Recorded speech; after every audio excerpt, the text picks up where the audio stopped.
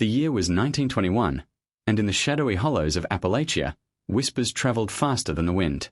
Far from the eyes of bustling cities and the march of modern progress, deep in the coal-stained valleys of eastern Kentucky, lived a people set apart not only by their isolation but by the color of their skin. A color that should not have been possible. Families who appeared otherwise ordinary, poor farmers, miners, mothers, and children, carried a secret written across their bodies in shades of deep, unsettling blue. To the outsider, the first glimpse was almost unearthly. Imagine cresting a ridge at dawn, the fog still heavy over Troublesome Creek, and catching sight of a group of figures trudging along the path below. Their features familiar, their clothes no different from any Appalachian family of the era.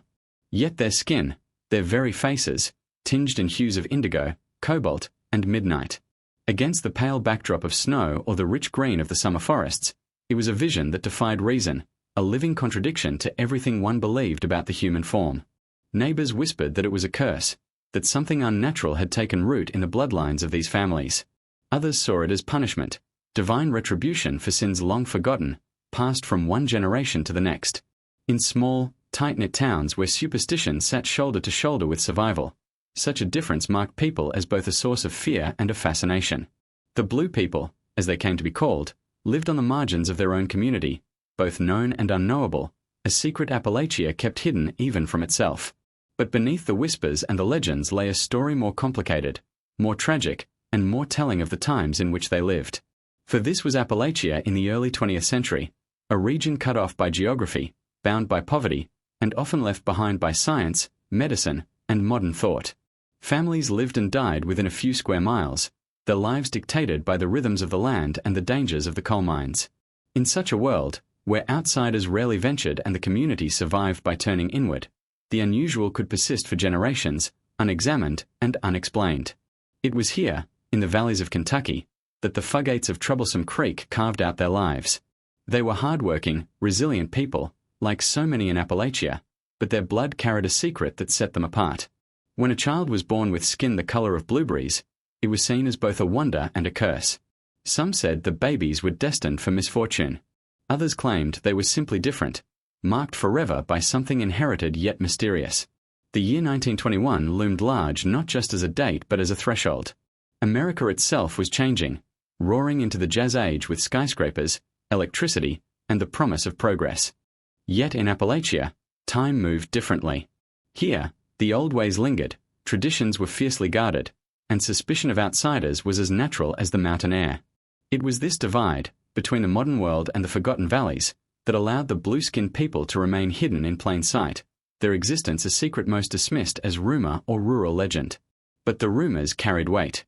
In taverns and on porches, stories of the Fugates spread like wildfire.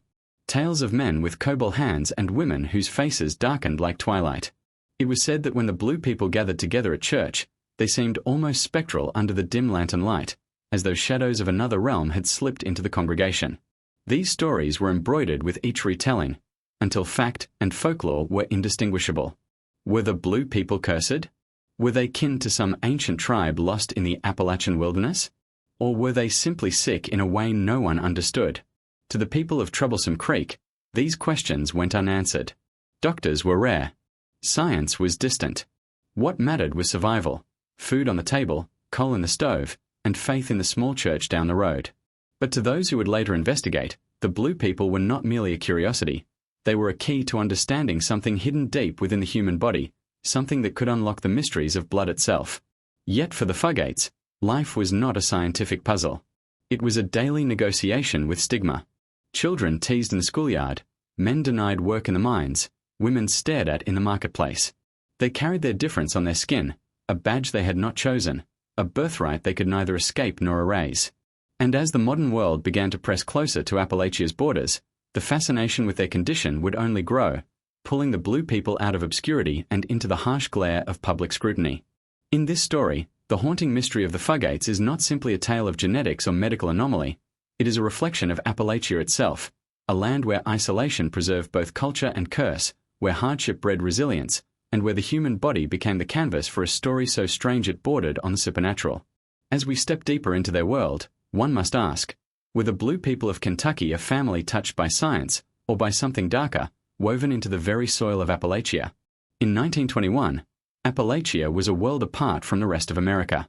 While cities like New York and Chicago surged with neon lights, jazz music, and the optimism of a new decade, the Appalachian Mountains remained cloaked in shadows, their hollows echoing with a different rhythm. Life here was shaped not by skyscrapers or motorcars, but by the weight of the mountains themselves, which both sheltered and suffocated those who called them home. The land was breathtaking, rolling ridges, endless forests, rivers cutting jagged paths through ancient stone. Yet for the families who eked out their existence in these valleys, beauty did not mean prosperity. Appalachia in the early 20th century was a place of relentless hardship. Coal dust blackened the lungs of miners, poverty clung to households like an unshakable curse, and isolation meant that a trip beyond the mountain ridges was as foreign as a journey overseas. Generations lived and died within a few square miles, tethered to the soil, the mines, and the unforgiving demands of survival. The region's remoteness created communities that were both fiercely independent and deeply insular. Outsiders were viewed with suspicion, and with good reason. Those who came from beyond the mountains often arrived with promises they could not keep. Coal barons who exploited the land, traveling salesmen who preyed on desperation, or journalists who sensationalized local life as a kind of primitive curiosity. Trust was earned only through blood or years of belonging, and for many, family was the sole anchor in an uncertain world. But this insularity had consequences. When populations are cut off, when families intermarry for generations out of necessity rather than choice, the hidden recesses of human genetics can emerge in startling and sometimes haunting ways. What in a larger population would remain hidden, buried in the recessive corners of DNA, could surface again and again in isolated valleys. Appalachia became not only a land of folklore and superstition, but also a living laboratory of rare conditions and anomalies, though few at the time understood this in scientific terms. Superstition filled the gap where science had not yet reached. In communities where doctors were few and far between, illness was often explained by faith, curses, or old mountain remedies passed down through generations. A child born with a deformity might be seen as a punishment from God. A sudden fever could be attributed to a witch's spell or the evil eye. And when families began producing children with skin the color of twilight, what else could the people of 1921 Appalachia believe except that something otherworldly was at work? This was a land steeped in myth. Ghost stories traveled from porch to porch, whispered against the crackling backdrop of coal stoves. Tales of haints, restless spirits said to linger in the hollows, were spoken of as fact.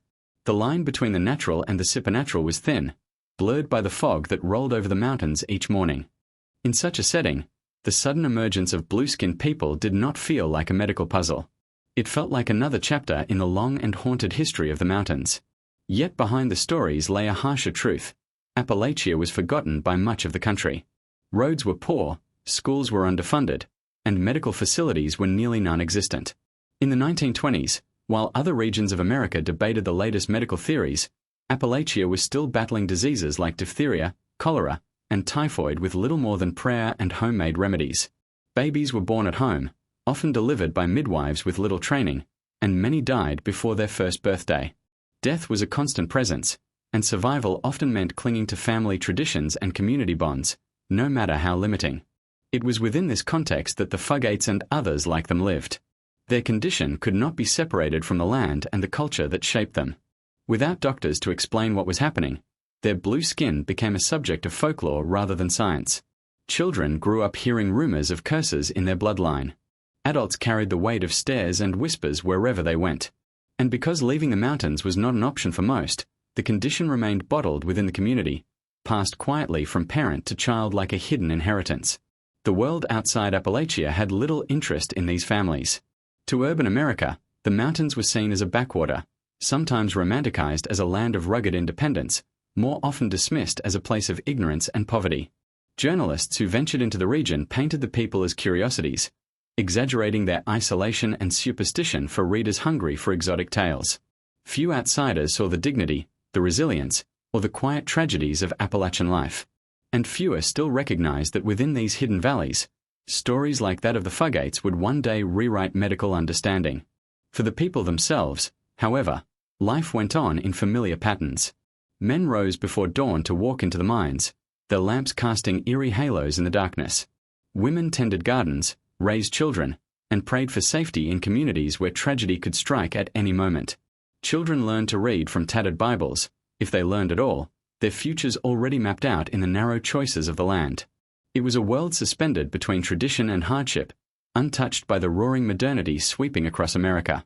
And it was in this forgotten world that the Blue People's story began to crystallize. Appalachia in 1921 was the perfect incubator for such a mystery, a land where isolation preserved old bloodlines, where suspicion replaced science, and where the strange could live unnoticed by the outside world for generations. The Fugates were not simply a medical oddity. They were a product of their place, their time, and the silence of mountains that both protected and cursed them. The blue-skinned families of Kentucky could not have emerged anywhere else in America with such persistence. It was Appalachia itself, the geography, the poverty, the secrecy, that allowed their condition to take root and endure. And as we move deeper into their story, we must remember this. The Fugates' mystery was never only in their blood. It was also in the land that kept them hidden, the culture that misunderstood them, and the history that allowed a strange legacy to be born in the shadows of the Appalachian Mountains. The story of the Fugates begins not in the bustling centers of America, but in the quiet, secluded banks of Troublesome Creek, Kentucky. Their name would become synonymous with mystery, but at the start, they were simply another Appalachian family, hard-working, isolated, bound to the land and the coal seams that cut through it. Yet the blood that ran through their veins carried something unusual, something that would mark them forever as different. The earliest threads of this story trace back to the early 1800s, when a French orphan named Martin Fugate settled along Troublesome Creek.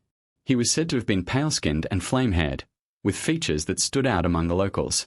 Records suggest he carried a rare genetic trait, though no one at the time could have understood what that meant. Martin married a woman of the region, Elizabeth Smith, whose own lineage may have carried the same silent recessive gene. Together, they laid the foundation for generations to come. At first, nothing seemed remarkable about their children. But then, in the decades that followed, whispers began. Some of Martin's descendants displayed a startling, unnatural hue to their skin. Not a faint blush or a passing discoloration, but a deep, unmistakable blue. In a world without medical vocabulary for such a condition, neighbors turned to folklore to explain it. They said the Fugates were marked by something cursed. They said the creek itself had left its stain upon them. And yet, within the family, life continued much as it always had, farming, coal mining, and raising children in the shadow of the mountains. By 1921, the family had grown into a sprawling network scattered through the hills. Many of them intermarried with other local families, Combs, Stacys, Richies, names that appear again and again in the genealogical threads of the region. In a place as isolated as Troublesome Creek, choices were limited, and cousins often married cousins. Each union carried the risk of uniting the recessive genes once more, producing children who were visibly blue from the moment they were born. Imagine the birth of such a child in a small log cabin, far from hospitals or doctors. A midwife wraps the newborn in a blanket, only to discover skin the color of slate. A hush falls over the room, a moment of fear and awe. Was the child healthy? Was this a sign from God? For the Fugates, such births became part of their family story. For their neighbors, it was a cause for both fascination and unease. Stories circulated through the hills. One neighbor recalled seeing a group of Fugates walk to church, their skin so blue it appeared luminous in the dim lantern light. Another described shaking hands with a man whose flesh felt colder than it should, as though the color had drained the warmth from his body. These impressions fueled superstition. Yet, despite the stigma, the Fugates endured. They worked the mines, farmed their small plots, and raised children with the same determination as anyone else in Appalachia. But the whispers could not be ignored. To outsiders, the family was more than unusual. They were a spectacle. When word of the Blue People spread beyond Troublesome Creek, it traveled with a mix of disbelief and grotesque fascination. Journalists and curious travelers occasionally sought them out, often treating them more like an exhibit than a family. For the Fugates themselves, this attention was neither welcome nor understood. They had never chosen to be different. They had only inherited a secret locked in their blood. The stigma weighed heavily. In schoolhouses, Fugate children were sometimes ridiculed, their peers calling them Blue Devils or the Indigo Kids. In church, their presence was a reminder of mystery, proof that God worked in strange and unsettling ways. Yet within their own family, they found strength. They married, they had children, and they built their lives around bonds that were stronger than the judgment of outsiders. The genetic condition itself did not appear to cause physical suffering. The blue skin was shocking, yes, but the families lived full lives, often reaching old age. In fact, Many Fuggates were known for their endurance, working long shifts in coal mines, hauling lumber, or laboring in fields despite their appearance. What marked them most profoundly was not the condition itself but the social isolation it created. Their very skin became a kind of prison, separating them from those who could not look past the color. And yet, there were stories of pride as well. Some Fuggates carried their unusual hue with dignity, refusing to be shamed by whispers. They stood in photographs, sepia-toned portraits where their faces appeared darker than those around them, their eyes determined, their posture unflinching. In a way, their blue skin became not only a burden but also a strange emblem of resilience, proof that even in a world of prejudice and suspicion, they would not be erased. It is important to remember that the Fuggates did not exist in isolation from history. Their lives intersected with the broader struggles of Appalachia in the early 20th century, the exploitation of coal miners, the grinding poverty, the lack of medical care. In many ways, their condition was only one more hardship layered atop countless others. Yet it was the one that made them unforgettable, the one that would eventually draw the eyes of scientists, journalists, and storytellers alike. By 1921, the Fuggates were no longer just a family. They had become a legend whispered along mountain paths, their blue skin a symbol of everything strange and hidden in the Appalachian hills. To some, they were cursed. To others, they were a living mystery. But to themselves, they were simply the Fuggates of Troublesome Creek, bound together by blood, by place, and by a secret written into their very DNA. Their legacy was not confined to medical records or folklore. It was etched into the daily lives of mothers who rocked blue-skinned babies, of fathers who braved the mines despite the stares, of children who grew up knowing they were different before they understood why. The Fuggates carried a story larger than themselves, a story that would outlast their lifetimes, echoing into the modern world as a reminder of how isolation, genetics, and human resilience can shape the strangest legacies. And as we step deeper into their history, it becomes clear that the Fuggates were never just a curiosity. They were a mirror held up to the mysteries of blood and the shadows of Appalachia itself. Isolation has always been both a blessing and a curse in the Appalachian Mountains. It protected communities from the outside world, preserving traditions, music, and ways of life that vanished elsewhere in America. But isolation also created a shadow, a closed circle where secrets lingered and bloodlines folded in on themselves. For the Fuggates of Troublesome Creek, this isolation was the very condition that allowed their legacy of blue skin to endure for generations. The mountains themselves conspired in this. Rising like stone fortresses, they cut off families from neighbors just a few ridges away. Roads were little more than muddy trails, impassable in winter and treacherous in rain. Most families rarely traveled beyond a handful of hollows. Life revolved around coal seams, small churches, and the thin soil of hillside farms. A journey of 20 miles could mean an entire day of walking. In such a world, the chances of marrying someone outside your community were slim, and often non-existent. For the Fuggates, this meant their children and grandchildren often married within their extended kin. Cousins wed cousins, not out of disregard for taboo, but because they were the only options available. In larger societies, the recessive gene responsible for their condition might have remained hidden, buried beneath generations of genetic variety. But in the crucible of Appalachia's isolation, that gene resurfaced again and again, each union increasing the likelihood that another child would be born with blue skin. To the community, this insularity carried an unspoken weight. Families understood the necessity, but they also understood the cost. When children were born with the blue mark of the Fuggates, it was a visible reminder of how tightly bound their world had become. Neighbors whispered that Troublesome Creek was cursed, that the water itself had turned against those who lived beside it. The stories fed on themselves, creating a mythology that cloaked the family in superstition. For the blue children themselves, isolation meant both safety and suffocation. Within the boundaries of their family, they were accepted. Mothers wrapped them in blankets, fathers taught them to work the land, siblings played without judgment. But beyond the walls of home, the world was less forgiving. Other families in the region eyed the Fuggates with suspicion, treating them as though their condition might spread like a contagion. In a land where superstition often outweighed science, difference was dangerous. Churches became battlegrounds of acceptance and judgment. Some pastors preached that the blue people were a sign of God's mysterious will, no different in his eyes than any other soul. Others muttered that they were marked, living evidence of sin or divine punishment passed down through generations. For the Fuggates, faith was both a refuge and a reminder that they could never escape the gaze of others. Their blue skin was not only on display to neighbors, but, in the eyes of some, to God himself. The curse of isolation was not only social, it was medical. Without access to doctors, no one understood what caused the condition or how it might be treated. Families had no language for genetics, no framework for recessive traits or blood chemistry. What they knew was what they could see, that certain unions produced children who looked unlike any others in the county, that the color clung to them for life, and that sometimes, after years of hardship, the condition would suddenly appear in a family that had seemed untouched before. This uncertainty gave rise to fear. Parents wondered if their children would be born blue, if their blood carried the hidden curse.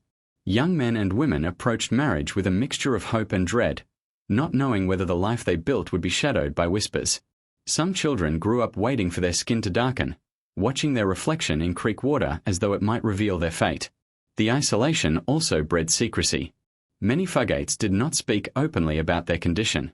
They did not seek out attention or explain themselves to outsiders. Silence became its own kind of survival. In Appalachia, where gossip could shape reputations for generations, it was better to say nothing than to risk ridicule. The Blue people learned to carry their difference quietly, enduring the whispers with stoicism born from necessity. And yet, the insularity that created their condition also protected them from complete destruction. The same isolation that turned them inward also shielded them from the harsher judgments of the wider world. In the 1920s, when urban America might have turned them into freak show attractions or subjects of ridicule in sensational newspapers, the mountains kept them hidden. Outsiders rarely ventured into Troublesome Creek. Those who did often left with only rumors or second-hand accounts. The Fugates were spared the full cruelty of exploitation, though not the sting of local prejudice. But as the 20th century progressed, the walls of isolation began to crack. Roads improved. Railways cut deeper into the mountains. Coal companies expanded their reach, bringing with them outsiders who looked upon the Blue families with morbid fascination. What had once been a secret preserved by geography became a story whispered beyond Appalachia's borders. With each retelling, the line between fact and folklore blurred further, painting the Fugates as something more than human, something almost mythical. For the Fugates themselves, however, nothing changed. They still lived in cabins along the creek, still sent their children to small schoolhouses, still attended the same churches where whispers followed them like shadows. Isolation remained their reality, even as the world outside began to take notice. And within that isolation, the gene continued its silent work, reshaping their legacy one birth at a time. The curse of isolation was never simply the mountains or the roads. It was the weight of being trapped within a cycle, bound to bloodlines that could not escape themselves, bound to stories they did not choose, bound to a land that both sheltered and betrayed them. The Fugates carried that burden with quiet endurance, their lives a testimony to the strange ways in which isolation can preserve not only culture but also the most haunting of human anomalies. For generations, the Fugates had lived with their secret in silence, shielded by the mountains and spoken of only in whispers. But as the 20th century pressed forward and the outside world began to creep into Appalachia, their condition could no longer remain just a matter of folklore. By the mid-1900s, a few doctors and scientists finally turned their attention to the mysterious Blue people of Troublesome Creek. What they discovered would reveal not only the truth behind the Fugates' unusual skin, but also shed light on one of the strangest medical mysteries in American history.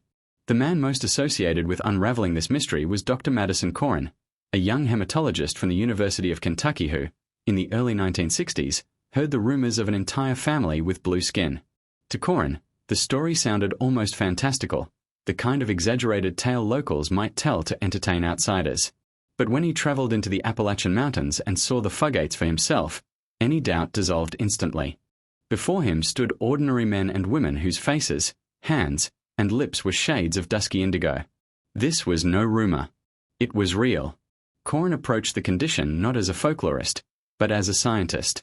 He began running blood tests on the family members willing to cooperate. What he found was startling. Their blood was dark, almost chocolate brown, instead of the bright crimson one expects when it is drawn from a vein. This was the first clue, and it led him deeper into the chemistry of blood itself. The key was hemoglobin, the molecule within red blood cells responsible for carrying oxygen throughout the body. In healthy individuals, hemoglobin binds to oxygen, turning the blood bright red as it delivers life to tissues and organs. But in the Fugates, a defect disrupted this process. Their hemoglobin was being converted into a form called methemoglobin, which is unable to carry oxygen efficiently. When levels of methemoglobin in the blood rise too high, the skin begins to appear blue, as though suffocated from the inside out. Corin diagnosed the Fugates with hereditary methemoglobinemia, a rare genetic condition caused by a missing or malfunctioning enzyme. This enzyme, called diaphorase, normally converts methemoglobin back into usable hemoglobin. Without it, the Fugates' blood accumulated high levels of methemoglobin, starving their tissues of oxygen and producing the unmistakable blue tint that had defined their existence for over a century. The condition explained everything: why some family members were blue while others appeared normal, why the trait seemed to appear and disappear across generations, and why the isolation of troublesome Creek had allowed it to persist. The gene responsible was recessive, meaning both parents had to carry it for a child to be born blue. In a large population, the odds of this happening would be almost non-existent. But in the tight-knit families of Appalachia, where cousins often married cousins, the odds multiplied. For Corin, the discovery was a triumph of medical science, a chance to solve a riddle that had confounded both locals and outsiders for decades. But for the Fugates themselves, it was more complicated. To them, their lives had never been a scientific puzzle. They were simply living as best they could under the weight of a condition no one had understood. Science offered answers, but it could not erase the stigma or the years of secrecy they had endured. Still, Corin did more than explain the mystery. He attempted to treat it. He discovered that administering a chemical called methylene blue could reduce the levels of methemoglobin in the blood. Incredibly, within minutes of receiving the injection, a blue-skinned Fugate would turn pink, their complexion temporarily indistinguishable from anyone else. For those who had lived a lifetime marked by their color, it must have seemed like a small miracle, as though science had succeeded where faith and folklore had failed. Yet the treatment was not permanent. The body would continue producing methemoglobin, and within a day or two, the blue hue would return. Still, for some, even temporary relief was enough to feel a sense of normalcy, a fleeting glimpse of what life might have been without the curse of their blood. Corin's research brought both answers and a strange kind of hope, though not a cure. His studies also sparked a broader conversation about how medicine intersects with culture. The Fugate story was not just about genes and enzymes. It was about how isolation, poverty, and secrecy had hidden an entire family's condition for over a century. It was about how science often arrives late to places forgotten by progress, and how the people who suffer most are those left in the margins. Corin's work placed the Fugates at the center of medical journals and academic discussions, transforming them from whispered legend into a case study that illuminated the mysteries of blood. But science could not strip away the myths overnight. Even as doctors wrote about methemoglobinemia, locals still told stories of curses, of river spirits, of sins passed down through generations. To many in Appalachia, science was an outsider's language, one that did not erase the old explanations but existed alongside them, an uneasy coexistence of fact and folklore. The Fugates themselves remained caught between these two worlds, living proof of a medical anomaly, and symbols of a supernatural tale that refused to die. The arrival of science also raised uncomfortable ethical questions. The Fugates had not sought attention, yet they became the subject of national fascination. Photographs of blue-skinned family members circulated in magazines and medical texts, their private lives exposed to the curiosity of strangers. Some saw it as progress, others as exploitation.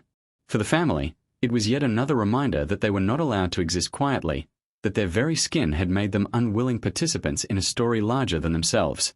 Still, Corin's work remains one of the most significant moments in the Fugates' history.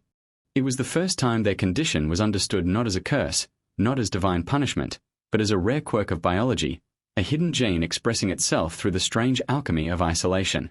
Science had finally entered the mountains, bringing clarity to a mystery that had haunted Appalachia for more than a century. But clarity does not always bring closure. For the Fugates, the explanation did not undo the generations of stigma, nor did it erase the isolation that had created the condition in the first place. Their story remained one of endurance, of living within a body that the world refused to understand. Science could shine a light, but it could not undo the shadows of Appalachia. And so, the Fugates remained caught between two worlds, the world of myth that had shaped their reputation, and the world of science that sought to explain them. In the end, both would define their legacy. The Fugates of Kentucky may be the most famous example of blue-skinned people in American history, but they are not the only ones.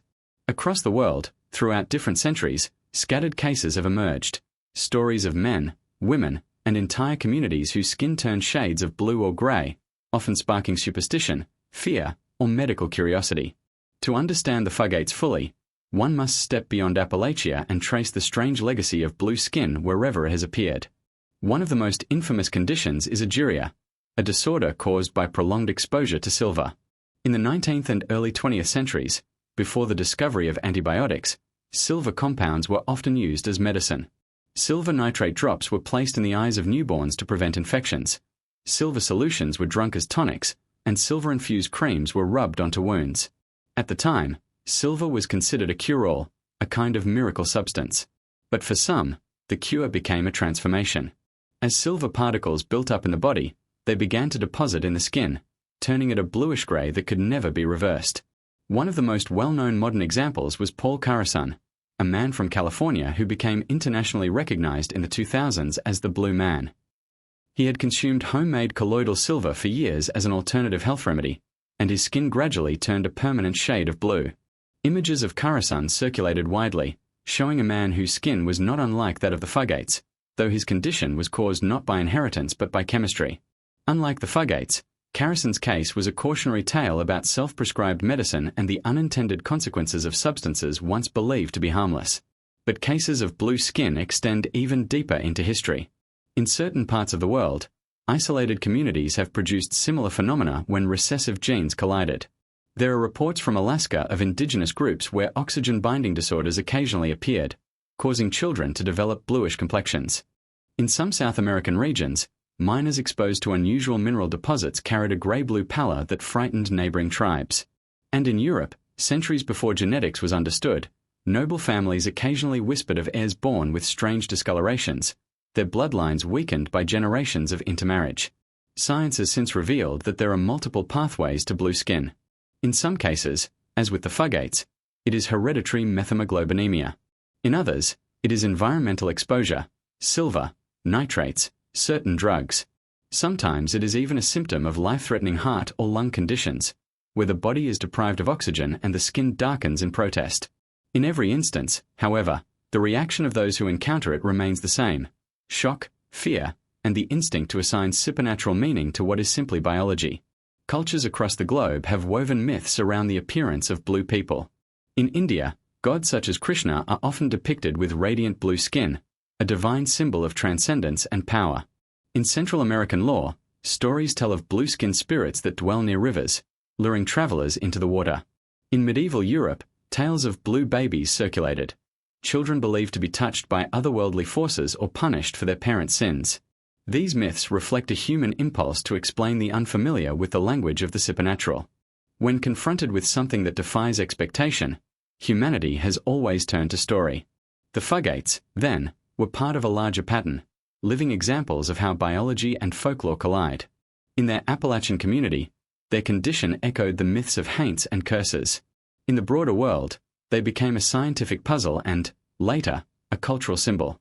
Their story intersected with global narratives of blue skin, demonstrating that what seems unique to one region is, in fact, a recurring phenomenon wherever isolation, rare genes, or environmental exposures align.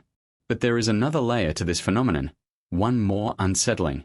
The blue-skinned individuals of history often faced not only curiosity but persecution. Difference, especially when visible, has always provoked fear. Some were ostracized, others mocked or hidden away. In some cases, entire families carried shame for generations, unwilling to speak of their condition. The Fugates endured whispers and stares, but they were fortunate compared to others whose blue hue became grounds for exile or worse. Their survival and relative acceptance within Appalachia, however fragile, allowed their story to endure long enough for science to uncover the truth. In the modern age, the symbolism of blue skin continues to ripple outward. It has become a metaphor in literature, film, and art, a shorthand for otherness, alienation, or mystical power. From science fiction depictions of blue-skinned extraterrestrials to fantasy characters painted in cobalt hues, the color represents both beauty and strangeness, attraction and fear. The Fugates' reality, however, was not fantasy. Their blue skin was neither divine nor alien, but a reminder of the fragility and unpredictability of human biology. And yet, the fascination persists because blue is not a color we expect of human flesh. It belongs to the sky, the ocean, to worlds beyond the body. To see it emerge in skin is to be reminded that nature is not always bound by our assumptions.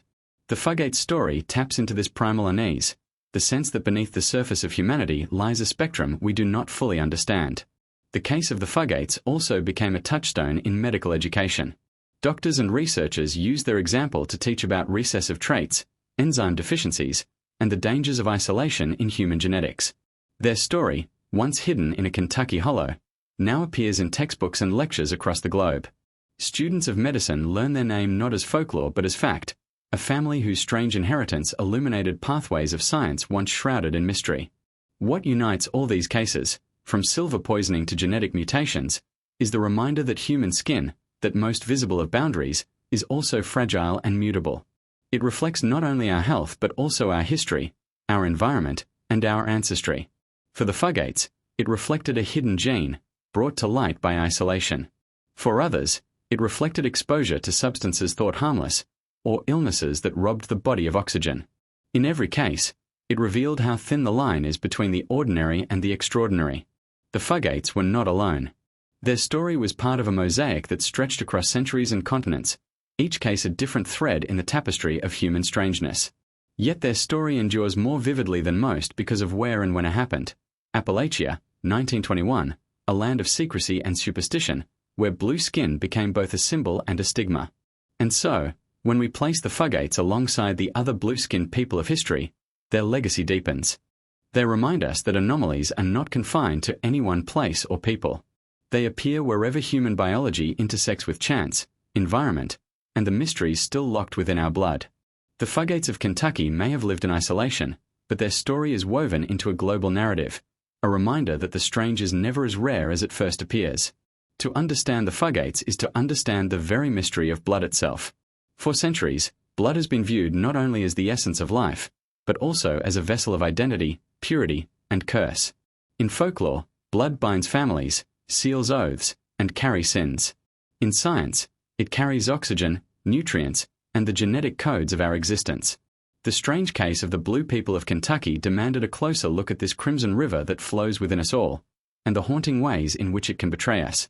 At its most fundamental level, blood is both simple and miraculous. It is made up of plasma, white cells, platelets, and, most importantly, red cells. These red cells are packed with hemoglobin, a molecule that clings to oxygen in the lungs and delivers it to every corner of the body.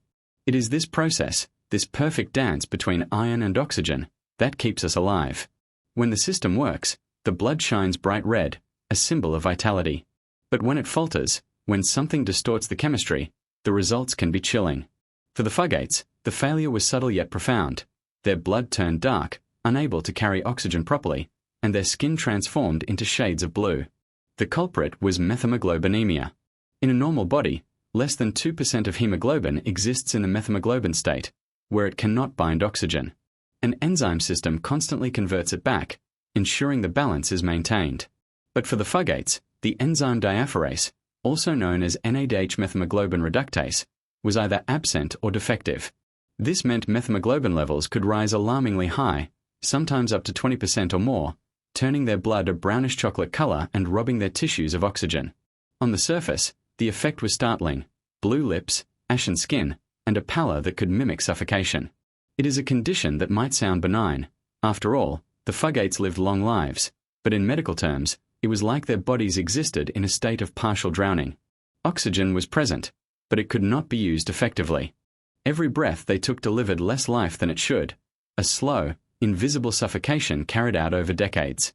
Some researchers have wondered if this contributed to fatigue, shortness of breath, or other subtle symptoms in the Fugates' daily lives, though much of this remains speculation. What is certain is that their skin was the outward sign of an inward struggle, a warning painted onto their flesh by the chemistry of their blood. Blood has long carried symbolic weight in human history.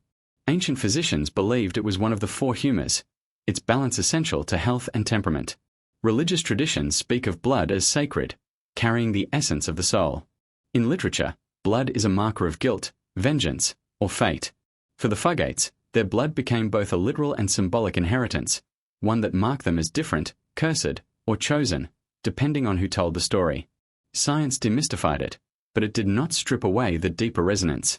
The sight of blue skin still feels uncanny, as though nature itself has transgressed its own rules. Perhaps most chilling was the remedy that Dr. Madison Corin discovered in the 1960s: methylene blue. When injected, it could act as an artificial electron donor, reducing methemoglobin back into functioning hemoglobin. The transformation was almost instantaneous. Within minutes, a blue-skinned patient would flush pink, their complexion returning to what society considered normal. To witnesses, it looked like a resurrection, a rebirth. But the effect was temporary. The enzyme deficiency remained, and the body would once again slip back into producing unusable hemoglobin. The blue hue would return, like a ghost reclaiming its rightful place. The use of methylene blue also carried a symbolic weight. It was not a cure, but a mask, a fleeting glimpse of normalcy in a lifetime of difference. Imagine the psychological toll, knowing that for a day you might pass unnoticed, only to wake the next morning painted once more in the indigo tones of your blood. For the Fugates, this temporary transformation may have been both liberating and cruel, a reminder of what life could have been and what it could never permanently become. Beyond methemoglobinemia, the study of blood reveals other strange and unsettling disorders. Sickle cell anemia, where red cells deform into sharp crescents, slicing through vessels like tiny blades. Thalassemia, where hemoglobin fails to form properly, leading to weakness and deformity.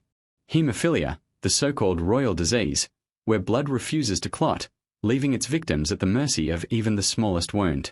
Each condition reveals a different vulnerability, a different betrayal by the crimson fluid we depend upon. Against this backdrop, the blue skin of the Fugates becomes part of a larger tapestry, a reminder that blood is never as simple as it seems. The mystery of the Fugates also forces us to reflect on how much of who we are lies hidden in our genes. A single missing enzyme, buried deep in DNA, can reshape a family's entire identity.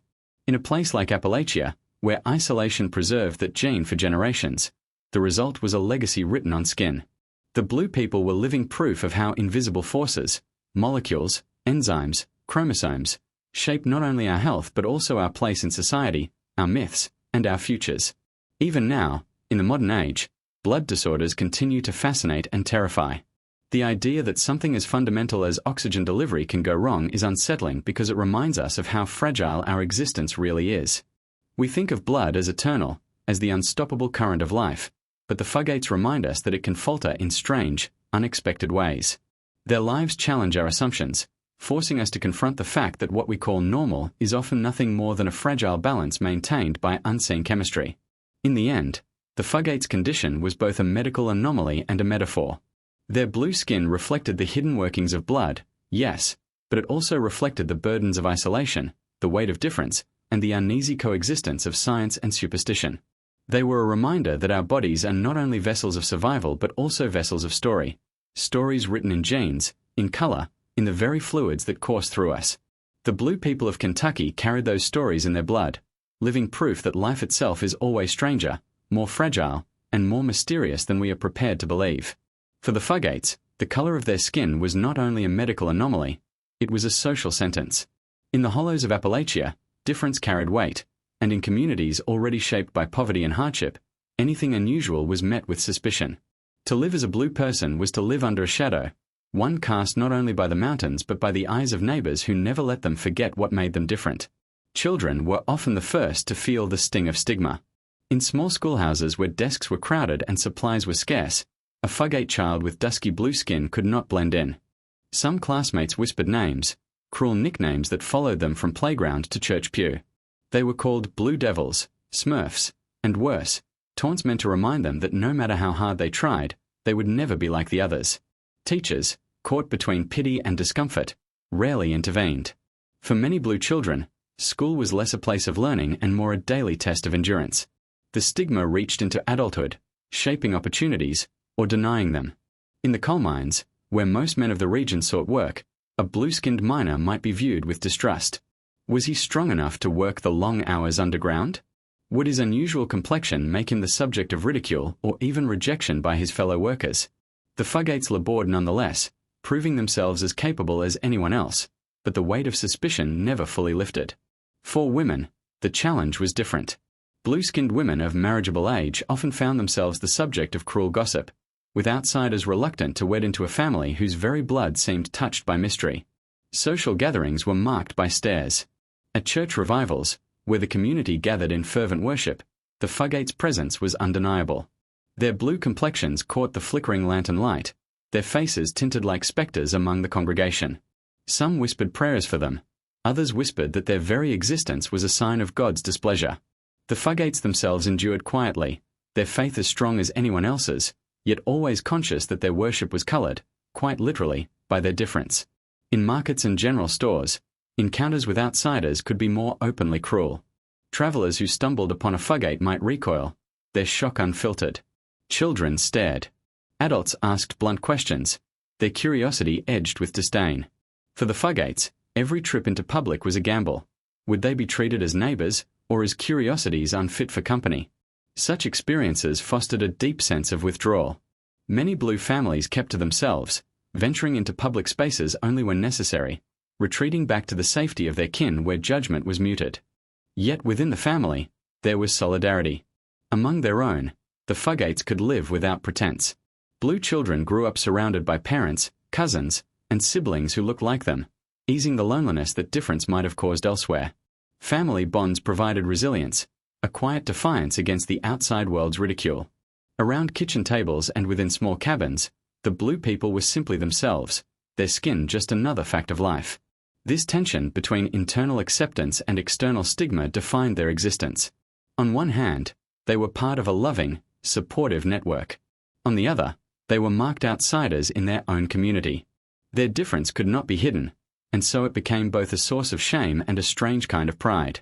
To some Fugates, their blue skin was a burden. To others, it was a badge of endurance, proof that they could survive ridicule and still live lives of dignity. The survival of the Fugates in the face of stigma also reflects the broader reality of Appalachia. Communities in the mountains were used to hardship, poverty, disease, exploitation by coal companies, the constant struggle against hunger. In this context, the blue skin of the Fugates was one more obstacle, one more trial to endure. Their ability to carry on, to work, to raise families, to carve out lives in the unforgiving hills, speaks to the resilience of a people who had always been forced to survive against the odds. But stigma leaves scars. Oral histories from the region suggest that some Fugates internalized the shame, avoiding outsiders and limiting contact to only the most trusted neighbors. Their lives became smaller, bounded by necessity and fear of ridicule. Others leaned into silence, never speaking of their condition, never seeking explanations, as though pretending it did not exist might lessen its impact. These coping strategies were a kind of survival, a way of navigating a society that offered little compassion for difference. And yet, despite the prejudice, the Fugates did not vanish into obscurity. They persisted. Children grew into adults, adults into elders, passing down not only their genes but their stories. In their very survival, they defied the stigma that sought to diminish them. They lived long lives, often outlasting those who mocked them, proving that their difference was not a weakness but a quirk of blood, one that never robbed them of their humanity. The Fugates' endurance in the face of social stigma is perhaps the most haunting part of their story. They remind us that the greatest challenges faced by those marked as different, often not biological but social. It was not the enzyme deficiency that weighed heaviest on their lives, but the gaze of neighbors, the whispers in the pews, the laughter in the schoolyards. Science explained their condition, but it could not erase the human cruelty that came with it. And still, the Fugates survived. They built homes, raised children, sang hymns, and worked the land like anyone else in Appalachia. Their story is one of quiet defiance, a testament to the resilience of people who bore the double burden of biology and prejudice, yet refused to let either define the totality of their lives. In the mountains of Appalachia, fact and folklore have always walked hand in hand. The land itself seems to invite stories, with its dense forests, mist-covered ridges, and valleys so remote they feel forgotten by time. Within this setting, the tale of the Blue people of Kentucky was never just a medical mystery, it was a legend. To the outside world, they were the subject of case studies and newspaper features. But within the hollows, they lived inside a mythology shaped by generations of whispers, half-truths, and superstition. Long before doctors arrived with test tubes and syringes, the neighbors of Troublesome Creek had their own explanations for the Fugates' strange appearance. Some claimed the family had been cursed, their blue skin a punishment for sins committed by an ancestor whose transgressions had never been atoned for. Others said the creek itself was tainted, its waters running through mineral veins that stained the blood of those who drank from it. There were even stories that the Fugates were not entirely human, that somewhere back in their lineage, their blood had mingled with something otherworldly, a spirit or creature that left its mark forever. These tales were told with the same seriousness as stories of haints, witches, or signs in the sky. Appalachia in the early 20th century was a place where the supernatural was part of daily life, where unexplained events were folded easily into folklore. A child born with blue skin was not seen only through the lens of biology, but as a sign, a warning, or a prophecy. Parents hushed their children when a fugate passed by, not out of cruelty but out of fear of what difference might mean. The legend-making did not stop at curses. Some neighbors insisted the blue people were immune to certain illnesses, that their unusual blood gave them resilience against fevers that swept through the community. Others whispered that the fugates could not die in the same way as other men, that their bodies resisted decay, their blood too strange to follow the ordinary rules of life and death. These stories grew with every retelling, each detail exaggerated until the fugates themselves were no longer just neighbors but characters in a living ghost story. The church added another layer of interpretation. In sermons, preachers sometimes pointed to the fugates as evidence of divine mystery, proof that God's ways were beyond human comprehension. To others, they were an embodiment of sin made flesh, their color a reminder of the wages of iniquity. For the fugates sitting in the pews, these sermons must have cut deep, casting their very existence into a moral debate they had never asked to be part of. As time passed, the folklore surrounding the fugates began to travel beyond their community. Journalists who heard the rumors came in search of stories, and when they returned to the cities, they wrote accounts that blurred fact and invention. Some articles described the blue people as if they were an isolated tribe, almost a different race, hidden in the mountains. Others painted them as backwoods curiosities, part of a region already burdened by stereotypes of ignorance and poverty. Each retelling added to the myth, making it harder to separate what was true from what was imagined. For the fugates, this blending of fact and folklore was both a shield and a curse. On one hand, the mythology gave them a kind of mystique, transforming their difference into something larger than life. On the other, it stripped them of humanity, turning them into symbols rather than people. They became vessels for other people's fears, fantasies, and prejudices, their reality obscured by the stories told about them. Folklore also provided a way for the community to cope with the unexplained. In a place with little access to doctors or science, stories filled the void. When a blue child was born, it was easier to say it was the work of fate or curse than to wrestle with concepts of genes and enzymes no one had the language to describe. The stories provided answers, even if those answers came wrapped in fear. The fugates themselves lived within this web of myth, and it is likely that some even embraced the stories as part of their identity. In oral histories, descendants sometimes spoke with a strange pride about the blue legacy, as though it connected them to something mysterious and larger than themselves. Others rejected it, embarrassed by the attention and eager to distance themselves from the whispers. Within the family, as in the community, folklore was both a burden and a bond. Over time, the legends began to overlap with other Appalachian tales. Some storytellers linked the fugates to ghost lights seen in the hills, suggesting that the same force that made their skin glow blue also made lanterns dance in the night. Others claimed the blue people could predict storms or sense when death was near, gifts born from their unnatural blood. None of this was true in the literal sense, but in the storytelling culture of Appalachia, truth was less important than meaning. The fugates became symbols of difference, mystery, and endurance, all qualities that resonated deeply in a region marked by hardship. Even as medical science revealed the real cause of their condition, the folklore persisted. For many in Appalachia, science did not erase the old stories, it simply added another layer. People could accept that enzymes and recessive genes explained the condition, while still believing that the fugates were touched by something beyond ordinary life. In a land where myth and reality had always coexisted, the two explanations were not mutually exclusive. What the folklore reveals most clearly is how communities respond to the unfamiliar. Faced with something they could not explain, the people of Appalachia turned the fugates into a story. In doing so, they ensured the family would never be forgotten, but they also ensured the truth would always be entangled with legend. To this day, when people speak of the blue people of Kentucky, they do not speak only of genetics or medical anomalies. They speak of curses, of haunted creeks, of families marked by mystery. The line between fact and folklore may never be untangled completely, and perhaps that is fitting. The fugates themselves lived at that intersection, their lives both ordinary and extraordinary, both human and mythic. To their neighbors, they were flesh and blood reminders that the world is stranger than we imagine. To storytellers, they were proof that Appalachia holds secrets as deep as its mines and as enduring as its mountains. Every family line tells a story, and for the fugates of Troublesome Creek, that story was written in blue. But like all legacies carried by blood, it could not last forever. As the 20th century pressed onward, the world around Appalachia began to change.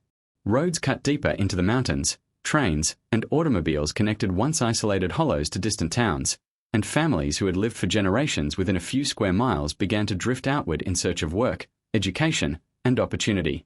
With each marriage to outsiders, with each child born beyond the narrow circles of kinship, the recessive gene that had defined the Fugates for over a century began to fade. The slow decline of the blue line was not sudden, but it was inevitable. Genetics, once the silent architect of their condition, began to work in reverse. As Fugates and their relatives married beyond the tight bounds of Troublesome Creek, the odds of two carriers producing another blue-skinned child diminished. Where once cousins had married cousins, now young men and women were finding partners in neighboring towns, in cities reached by newly built roads, even in far-off states as coal mining jobs dwindled and families scattered. Each union diluted the gene, scattering it into larger populations where it would remain hidden, recessive, silent. By the mid-20th century, stories of new blue-skinned children grew rarer. Families that had once braced themselves for whispers at the sight of a newborn's unusual hue now saw fewer and fewer cases. Doctors who had once studied the Fugates with fascination remarked that the condition was disappearing before their very eyes. To science, this was proof of progress, an anomaly corrected by the natural flow of genetics and the breaking of isolation. To the Fugates, it was more complicated. The fading of the blue skin meant relief from stigma, but it also meant the slow erasure of something that had made them, for better or worse, unique. In some ways, the decline of the blue line paralleled the decline of traditional Appalachian life itself. As the mountains opened to the outside world, the old ways, self-sufficiency, insularity, the close weaving of kinship networks, began to unravel. Electricity, highways, and television brought modernity, but they also brought homogenization. Just as the blue skin of the Fugates faded into the wider gene pool, so too did the singular rhythms of mountain life begin to blend into the larger American narrative. What was lost was not only genetic anomaly but also cultural distinctiveness, replaced by the relentless march of progress. The last known blue descendants of the Fugates lived into the late 20th century. Oral histories tell of individuals who still carry the hue, though often faintly, dusky lips, a pale bluish cast to the skin rather than the striking cobalt of earlier generations. Some of them received methylene blue treatments, temporary reprieves from their condition that hinted at a world where medicine might have offered more permanent solutions had the condition persisted. Others chose to live as their ancestors had, bearing their color with quiet dignity. By the 1980s and 1990s, however, the phenomenon was mostly gone, surviving only in a few isolated cases and in the stories that refused to die. Yet even as the blue line dwindled, fascination with it grew. Newspapers revisited the story. Documentaries hinted at the haunting image of an entire family marked by the color of twilight. Medical textbooks immortalized the Fugates as a case study in recessive traits and enzyme deficiencies. Ironically, just as the condition disappeared from the hollows of Kentucky, it became more vivid than ever in the imagination of those outside Appalachia. The family who had once lived in obscurity became, in absence, more legendary. For the descendants who no longer carried the visible mark, the legacy remained complex. On one hand, the disappearance of the blue skin meant freedom. No more whispers, no more stares in the marketplace, no more cruel nicknames at school. They could live as part of the broader world, indistinguishable from their neighbors. On the other, the fading of the condition meant that a piece of their family history was slipping away, a story that had defined them for generations dissolving into memory. For some, that loss carried a strange kind of grief, as though the uniqueness of their bloodline was being erased. The decline of the blue people also reveals something deeper about the nature of rarity. Human anomalies survive only under very specific conditions: geographic isolation, cultural insularity, and the hidden role of genetic dice. When those conditions break apart, the anomaly vanishes, leaving only stories behind. The Fugates remind us that what seems eternal in one generation may vanish in the next, undone not by catastrophe but by the slow, quiet changes of society and biology. Today, the blue people of Kentucky exist more in folklore and medical history than in living memory. The descendants of the Fugates live ordinary lives, their skin indistinguishable from their neighbors, their blood still carrying recessive traces of the gene but buried, invisible, waiting. Perhaps somewhere, in some distant branch of the family tree, the gene may resurface. Perhaps a child will be born one day with skin that carries the faintest echo of blue. But for now, the line that once defined them has all but disappeared, absorbed into the broader current of humanity. The decline of the Fugates' condition does not erase their story. If anything, it sharpens it. Their disappearance leaves behind a ghost, a haunting reminder of how isolation and inheritance can produce the most unexpected outcomes. It also leaves behind a question. When uniqueness fades into the ordinary, do we lose something irreplaceable, or do we finally lay down a burden that should never have been carried in the first place? For the Fugates of Troublesome Creek, the answer is written not in legend, not in folklore, but in the silence of bloodlines that once shone in shades of midnight blue and now flow quietly, invisibly, into the endless river of human history. The legacy of the Fugates did not end with the fading of their blue skin. In many ways, their story began to live a new life long after the condition itself declined. What had once been confined to the whispers of Troublesome Creek became the subject of medical journals, popular articles, and cultural fascination. The Fugates, who had endured ridicule and isolation during their lifetimes, found themselves immortalized as case studies, symbols, and even curiosities in a world eager to claim their story. Medical science was the first to seize upon their legacy. In classrooms and textbooks, the Fugates became a vivid illustration of recessive genetic traits and the impact of geographic isolation. Generations of medical students studied their condition, learning how a simple enzyme deficiency could create such dramatic, visible results. Diagrams of blood chemistry, once abstract, came alive when paired with the haunting photographs of blue-skinned Appalachians. In this way, the Fugates became more than a family. They became a lesson, their suffering transformed into knowledge for future doctors and scientists. Yet this transformation was double-edged. While it ensured that their story was preserved, it also risked reducing the Fugates to little more than a curiosity in the annals of medical history. Articles written about them often dwelled on their appearance, emphasizing the spectacle rather than the human lives beneath it. Even sympathetic accounts carried a tone of fascination, as though the family were specimens rather than people. The line between education and exploitation blurred, and the Fugates remained caught in a paradox, remembered but not fully understood. Beyond medicine, their story seeped into popular culture. Newspapers and magazines in the mid-20th century painted the Fugates as a strange Appalachian secret, feeding into broader stereotypes of mountain communities as isolated, backward, and filled with oddities. The Blue People became part of a larger narrative that outsiders projected onto Appalachia, a region depicted as both romantic and grotesque, its people cast as relics of a forgotten past. While some coverage attempted compassion, much of it reveled in sensationalism, presenting the Fugates as a spectacle to amuse or disturb urban readers. The fascination did not end there. Over time, the Fugates inspired creative works, from novels and plays to whispered references in television and film.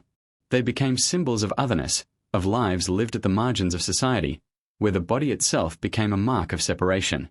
In some stories, their condition was framed as supernatural, aligning them with ghosts, curses, or spirits. In others, it was portrayed as tragic, a metaphor for how society ostracizes those who do not conform. The Blue People of Kentucky thus moved beyond their own reality, becoming part of the cultural imagination, reshaped with each retelling. This cultural legacy raises uncomfortable questions about exploitation. The Fugates themselves never sought fame, nor did they volunteer to be turned into symbols. Their condition was an accident of genetics, yet it became a story others used for their own purposes. Scientists seeking knowledge, journalists seeking sensational headlines, artists seeking inspiration. In each case, the family's humanity risked being overshadowed by the fascination with their difference. Their legacy forces us to ask, when does curiosity cross the line into exploitation? At what point does the telling of a story erase the very people it claims to preserve? And yet, their legacy also offers something profound. By enduring stigma and scrutiny, the Fugates contributed to medical understanding that has helped countless others. Their case illuminated the science of blood disorders, contributing to knowledge that extended far beyond Appalachia. Doctors who studied them gained insight into oxygen transport, enzymatic function, and the hidden recesses of human genetics. The Fugates' suffering was not in vain. It became part of the foundation upon which modern medicine continues to build. There is also something hauntingly universal in their story. The Fugates remind us of how societies treat difference, how visible markers of otherness provoke fear, fascination, or cruelty. Their lives serve as a mirror, reflecting humanity's tendency to turn the unfamiliar into myth or spectacle. In this sense, their legacy transcends genetics. It is not just about blue skin, but about what that blue skin revealed in others, the prejudice of neighbors, the curiosity of strangers, the hunger for stories that both explain and exploit. Today, when their story is told, it often carries a dual tone: fascination with the science and melancholy for the people. Documentaries linger on the eerie photographs of families whose faces glow darkly against rural backdrops. Articles recount the discovery of methylene blue as though it were a miracle, even while acknowledging it was never a cure. Modern storytellers approach the Fugates with a mixture of awe and unease, sensing that their story is both extraordinary and unsettling in its ordinariness. They were not monsters, not spirits, not symbols. They were simply people living with a genetic condition in an unforgiving place and time. In cultural memory, however, simplicity rarely endures. The Fugates have become part of America's strange archive of medical oddities, their name listed alongside sideshow performers, rare diseases, and mysteries of the human body. This archive is not neutral. It reflects a long history of fascination with those deemed different, a fascination that can preserve stories but also distort them. The Fugates endure in that archive, their blue skin frozen in photographs, their lives transformed into lessons, their humanity sometimes blurred by the lens of curiosity. And yet, perhaps this is what makes their legacy so compelling. They resist easy categorization. They are at once a family, a case study, a legend, and a metaphor. Their story belongs to medicine, to culture, to folklore, and to the mountains that birthed it. To speak of the Fugates is to speak not only of recessive genes, but of Appalachia itself, its isolation, its endurance, its entanglement with both myth and reality. The Fugates' legacy, then, is not just a tale of blue skin. It is a story of how science and culture meet, how the human body can become both a biological puzzle and a cultural symbol. It is a story of survival in the face of stigma, of transformation from obscurity to immortality, and of the uneasy balance between knowledge and exploitation. Their blood carried more than a genetic anomaly. It carried a story that continues to ripple outward, long after the last blue descendant faded into memory. The story of the blue people of Kentucky does not end in the mountains, nor in the pages of medical journals. It lingers, hauntingly, as a reminder of how thin the boundary is between the ordinary and the extraordinary, between what we accept as natural and what we label as unnatural. The Fugates of Troublesome Creek were not monsters, not myths, not even medical miracles. They were simply people, mothers and fathers, children and grandparents, who carried within their blood a strange inheritance that set them apart from the world around them. Their lives remind us that the human story is never as simple as we want it to be. In reflecting on their legacy, one cannot escape the question of what their story teaches us. On the surface, it is a tale of genetics, a recessive gene passed down through generations, preserved by isolation, revealed in the startling transformation of skin into shades of blue. It is a case study in biology, proof of how fragile the balance of life can be, how a single enzyme missing from the body can alter not only appearance but identity. For doctors and scientists, it is a lesson in the mysteries of blood and the ways in which isolation can amplify the rarest traits. But beneath the biology lies something far deeper. The Fugate story is also a parable of stigma, of how difference, especially when written on the body, becomes a burden carried not just by the individual but by entire families. The whispers, the stares, the cruel nicknames, these weighed as heavily as the condition itself, shaping lives in ways that medicine could never measure. Their story reveals how societies respond to those who do not fit the mold, how fear and fascination can intertwine to isolate those already struggling. At the same time, their endurance reveals something profound about resilience. Despite the stigma, the Fugates endured. They lived, they worked, they raised children, they built lives in the shadow of both mountains and prejudice. They survived not only the weight of their condition but the weight of being turned into legend against their will. In this, they remind us that human dignity persists even in the harshest of circumstances, even when one's very skin becomes the subject of ridicule or fascination. The story of the Fugates also reminds us of the power of place. Troublesome Creek and the Appalachian Mountains were not just a backdrop, they were the crucible in which this story was forged. The isolation of the land preserved the gene, but it also preserved the folklore, the silence, and the secrecy. Without Appalachia's insularity, the Fugates might have blended unnoticed into the wider population, their condition vanishing into invisibility. Instead, the mountains created a stage on which their legacy played out, a story that could not have happened anywhere else. There is also a lesson here about how we tell stories of difference. The Fugates became famous only when outsiders discovered them, when doctors and journalists turned their lives into narratives for others to consume. Their condition became spectacle, their faces appearing in magazines and textbooks, their blood turned into a metaphor for both science and strangeness. It is easy to forget, in the fascination with their uniqueness, that they were people first. To reduce them to symbols is to repeat the same mistake made by those who whispered about curses or wrote sensational headlines. Their story urges us to look deeper, to see the human beneath the anomaly. In a broader sense, the Fugates' legacy challenges us to confront what we call normal. Their blue skin defied the expectations of what a human body should look like, and so it provoked fear and myth. But in truth, biology is filled with variation, with rare genes and hidden traits that surface unexpectedly. The Fugates were not less human for their difference. They were perhaps more human, reminders that diversity lies at the very heart of life. What we label as abnormal often reveals the fragile boundaries of our understanding, not the limits of humanity itself.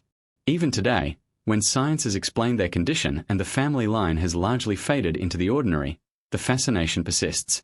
Documentaries continue to revisit their story. Articles resurface every few years, reigniting curiosity about the blue-skinned people of Kentucky.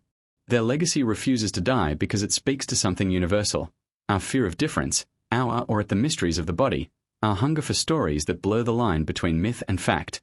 The Fugates endure not because of their genes, but because of what their story reveals about us. In the end, the blue people of Troublesome Creek are more than a medical footnote, more than a strange Appalachian legend. They are a mirror held up to humanity, reflecting both our capacity for cruelty and our capacity for wonder. They show us how easily science becomes myth, and how myth, in turn, shapes the way we see those who are different. They remind us that every human body carries secrets, some hidden, some visible, and that those secrets can shape not only lives but entire histories. Their conclusion is not a neat one. The blue skin has mostly disappeared, absorbed into the broader population, but the questions remain. What does it mean to be marked by one's blood? How do we treat those who are visibly different? And how will our descendants tell stories of us, when the mysteries of our own time are finally explained? The Fugates leave us with these questions, their lives echoing as both warning and wonder. The blue people of Kentucky will always occupy a strange space in the American imagination. They were both ordinary and extraordinary, both victims of prejudice and pioneers of medical understanding. Their story is tragic, but also beautiful. Tragic in the cruelty they endured, beautiful in the resilience with which they lived. In the quiet cabins along Troublesome Creek, in the schoolhouses and churches where they were both ridiculed and accepted, they carried a story larger than themselves, a story that continues to resonate long after their bloodline has faded. As the mountains of Appalachia stand unchanged, the story of the Fugates remains carved into the land itself, a legacy of blue written against the backdrop of green hills and grey stone. They remind us that history is not only written in wars and inventions, but in the lives of families who endure in obscurity, carrying secrets that one day change the way we see the world. The Fugates may no longer walk the valleys in shades of midnight blue, but their story continues to flow through the currents of history, haunting and unforgettable, like the creek that bore their name.